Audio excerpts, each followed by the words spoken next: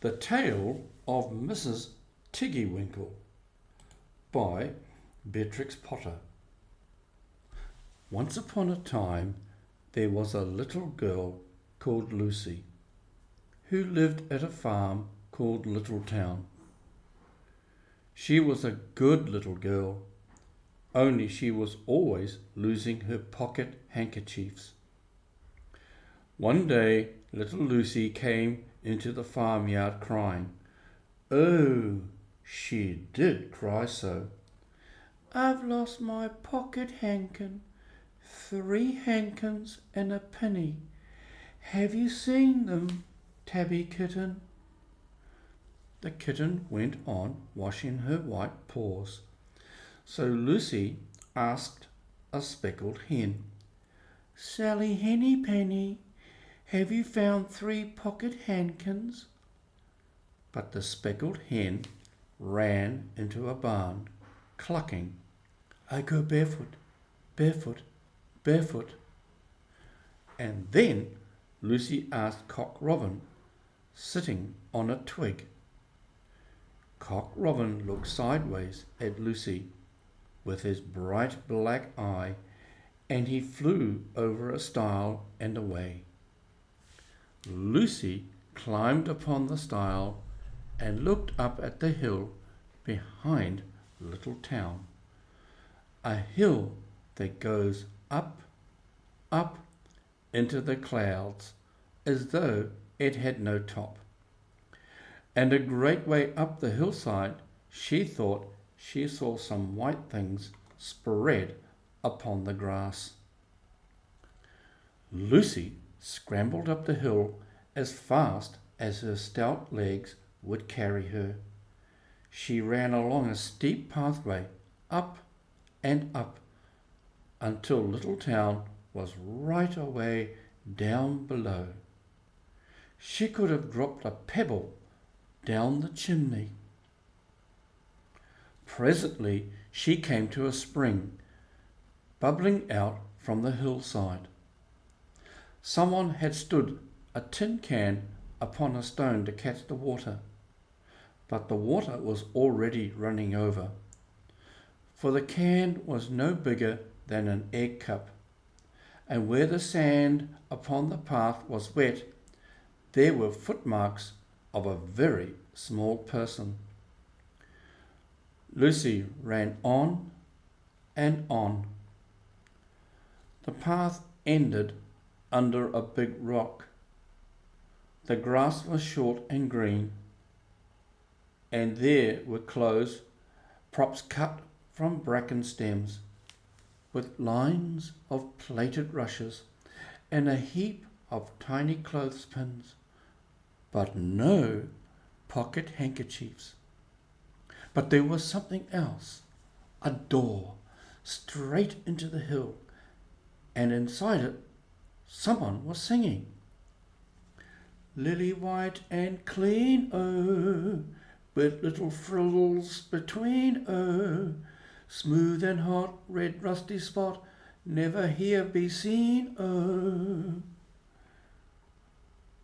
Lucie knocked once, twice, and interrupted the song. A frightened voice called out, Who's that? Lucie opened the door. What do you think there was inside the hill? A nice clean kitchen with a flagged floor and wooden beams, just like any other farm kitchen. Only the ceiling was so low that Lucie's head nearly touched it, and the pots and pans were small, and so was everything there. There was a nice, hot, singy smell, and at the table, with an iron in her hand, stood a very stout, short person, staring anxiously at Lucie. Her print gown was tucked up, and she was wearing a large apron over her striped petticoat. Her little black nose went sniffle, sniffle, snuffle, and her eyes went twinkle, twinkle, and underneath her cap where Lucie had yellow curls, that little person had prickles. "Who are you?" said Lucie. "Have you seen my pocket handkins?" The little person made a bob curtsy. "Oh yes, if you please me, ma'am, my name is Mrs Tiggy-Winkle. Oh yes, if you please 'em, I'm an excellent clear starcher." And she took something out of a clothes basket and spread it on the ironing blanket. "What's that thing?" said Lucie. "That's not my pocket handkin." "Oh no, if you please 'em, that's a little scarlet waistcoat belonging to Cock Robin." And she ironed it and folded it and put it on one side. Then she took something else off a clothes horse. "That isn't my pinny," said Lucie. "Oh no, if you please 'em, that's a damask tablecloth belonging to Jenny Wren. Look how it's stained with currant wine. It's very bad to wash," said Mrs Tiggy-Winkle. Mrs Tiggy-Winkle's nose went sniffle, sniffle, snuffle, and her eyes went twinkle, twinkle, and she fetched another hot iron from the fire. "There's one of my pocket handkins," cried Lucie, "and there's my penny." Mrs Tiggy-Winkle ironed it, goffered it, and shook out the frills. "Oh, that is lovely," said Lucie.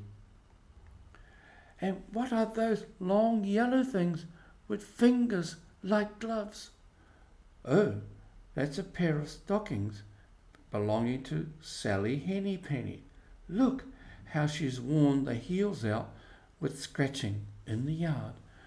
She'll very soon go barefoot," said Mrs Tiggy-Winkle. "Why, there's another handkerchief, but it isn't mine. It's red.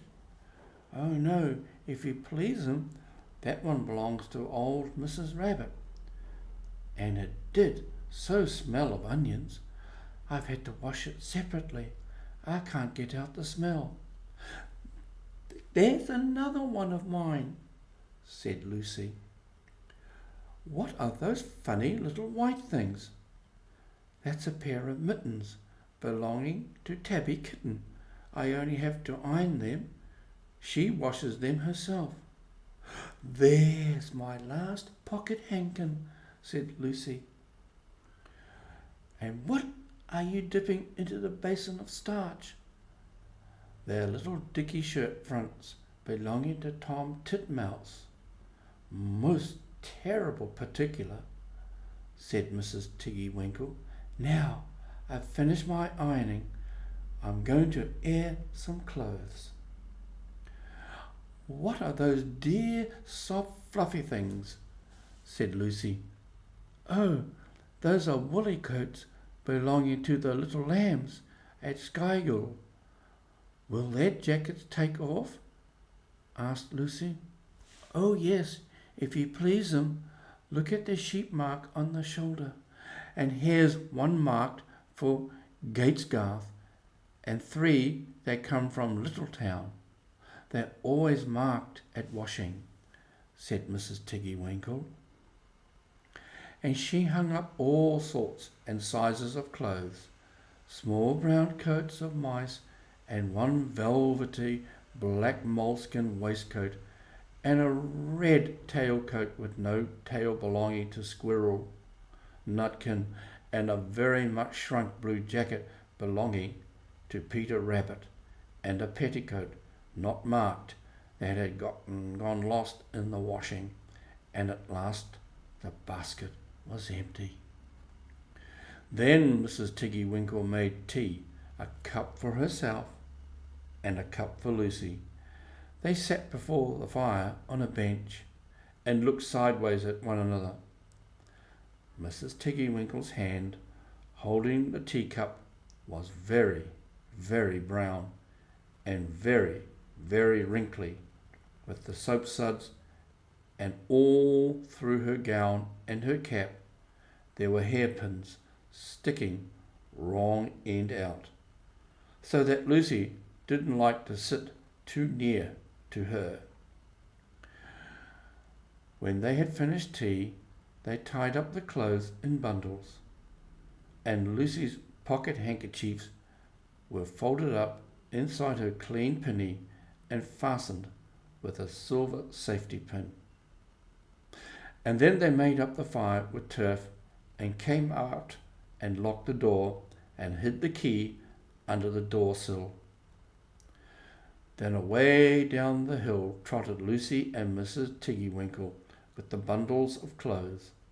All the way down the path little animals came out of the fern to meet them. The very first that they met were Peter Rabbit and Benjamin Bunny. And she gave them their nice clean clothes, and all the little animals and birds were so very much obliged to dear Mrs Tiggy-Winkle. So at the bottom of the hill, when they came to the stile, there was nothing left to carry except Lucie's one little bundle. Lucie scrambled up the stile with the bundle in her hand, and then she turned to say good night and to thank the washerwoman. But what a very odd thing! Mrs Tiggy-Winkle had not waited either for thanks or for the washing bill. She was running up the hill, and where was her white frilled cap and her shawl and her gown and her petticoat? And how small she had grown, and how brown and covered with prickles. Why, Mrs Tiggy-Winkle was nothing but a hedgehog. Now, some people say that little Lucie had been asleep upon the stile, but then how could she have found 3 clean pocket handkins and a penny pinned with a silver safety pin?